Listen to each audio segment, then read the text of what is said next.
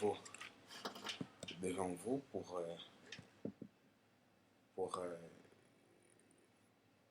voir ensemble par rapport à un thème qui est souvent oublié, souvent par rapport à tous les événements, euh, tous les événements qui occurrent dans le monde.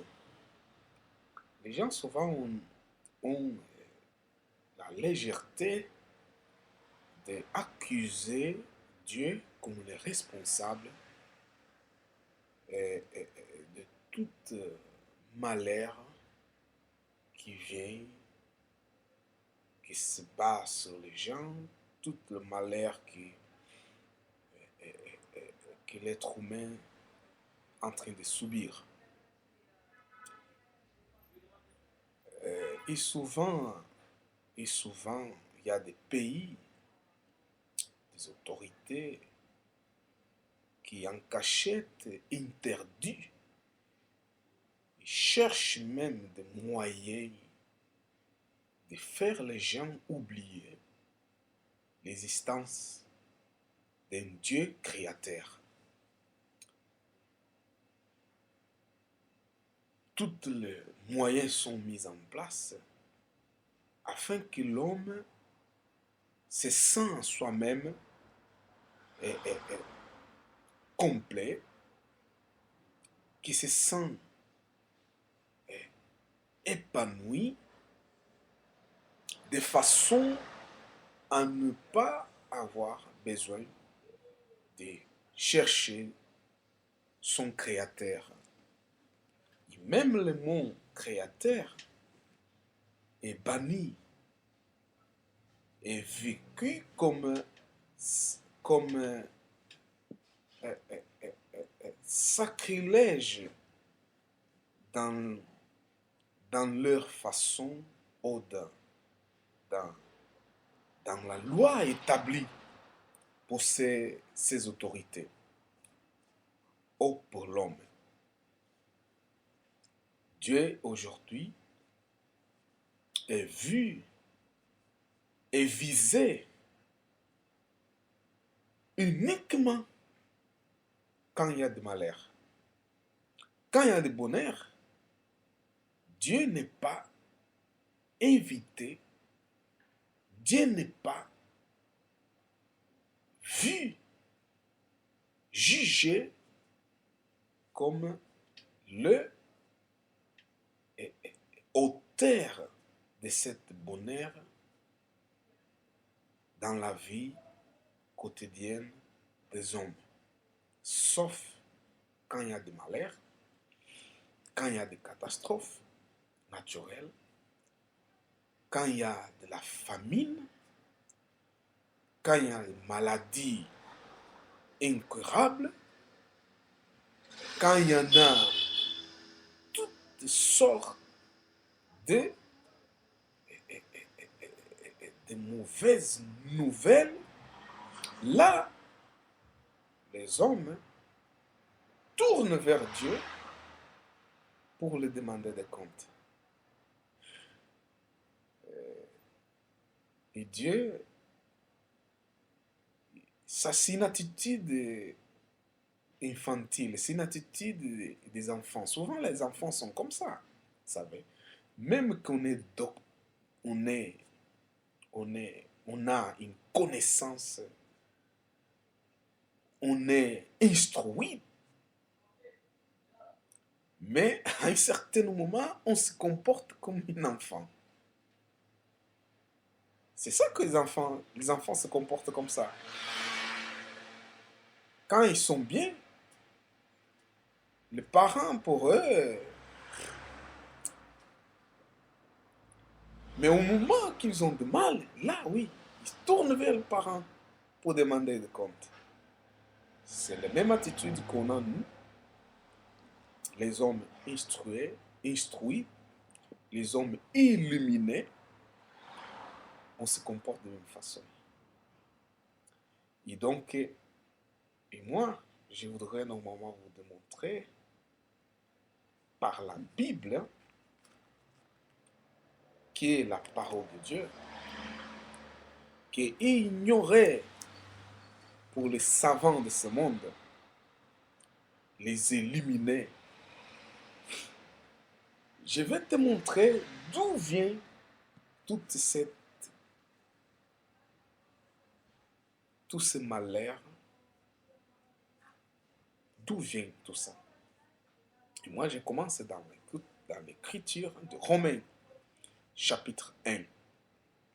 On a une révélation de l'écriture, vraiment une révélation de l'écriture, qui je t'invite à, à, à lire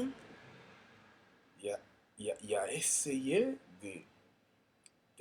d'être illuminé à travers de l'écriture et de la parole de Dieu. Qu'est-ce que dit le Romains chapitre 1, verset? Je commence par le verset 21.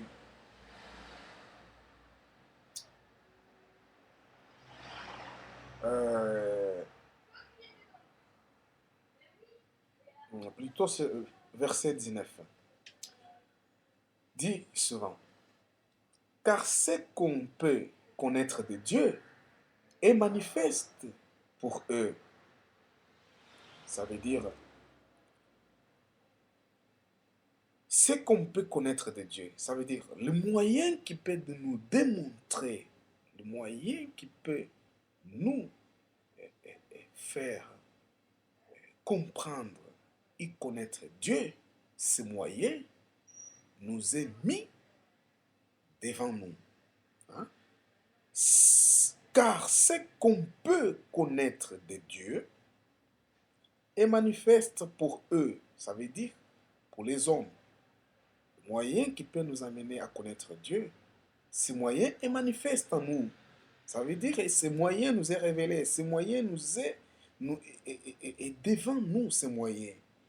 Quand on dit c'est manifeste à eux, ça veut dire eux, les hommes. Ce moyen est manifeste à eux, est manifeste aux hommes. Quel moyen? Dit dans le même verset, Dieu leur ayant fait connaître. Ça veut dire Dieu nous a fait connaître, il a mis un moyen devant les hommes pour se faire connaître. À travers de ce moyen, à travers de ces signes, de ces signes, Dieu, il a mis ces signes devant nous afin que nous connaissions l'existence de Dieu. Je te donne un exemple.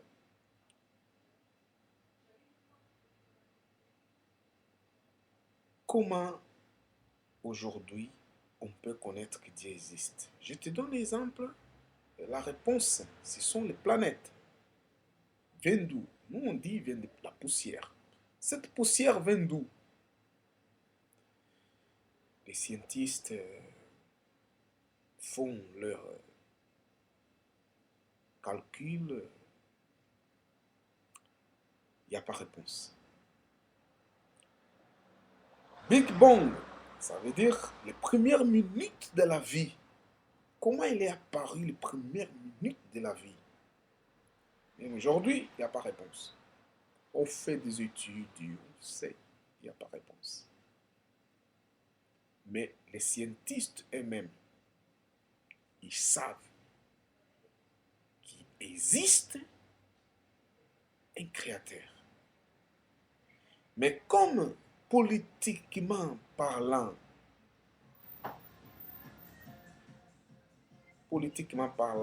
c'est quelque chose qu'on ne peut pas dire, ils continuent les études. Dieu nous a mis tout ça devant nous. Le soleil, l'air qu'on respire. On essaie d'exploiter les Mars, les planètes Mars pour trouver un moyen qui peut amener les hommes à habiter dans cette planète. on arrive à la conclusion que la seule planète qui est vivable, qui est conçue pour l'homme, c'est la Terre. On a les étoiles,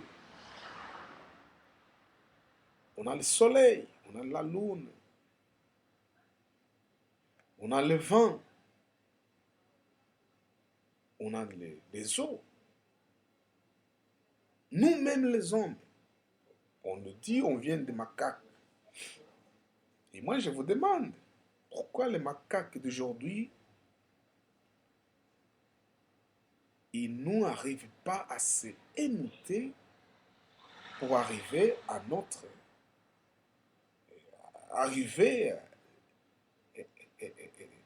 à avoir les mêmes, les mêmes aptitudes comme nous les hommes. Ils n'arrivent pas. Ça veut dire,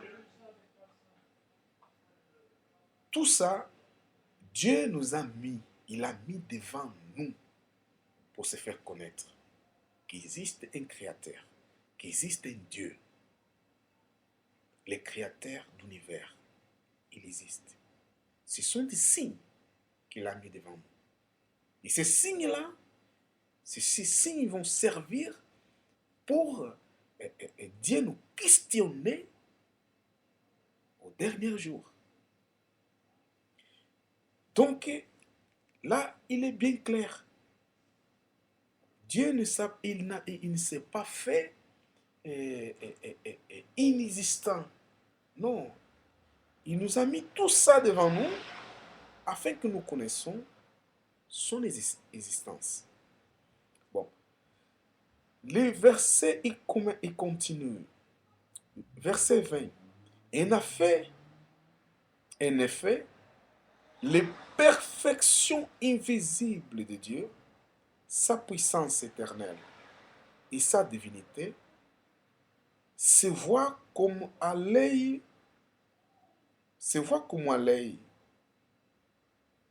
depuis la création du monde, quand on les considère dans ses ouvrages. C'est ce que je viens de te dire. Donc, on considère, on connaît Dieu par rapport à ses ouvrages. Les exemples que je t'ai donnés, du soleil, de la lune, des planètes, de l'air qu'on respire, de l'eau, tout ça, ce sont des créatures qui existent au monde. Tout ça, ce sont un moyen par lequel Dieu se fait connaître qu'il existe, parce que c'est lui qui a créé ces choses-là. Verset 21, il dit, ils sont donc inexcusables, puisqu'ayant connu Dieu, ils n'ont point glorifié comme Dieu. Ça veut dire que l'homme est inexcusable.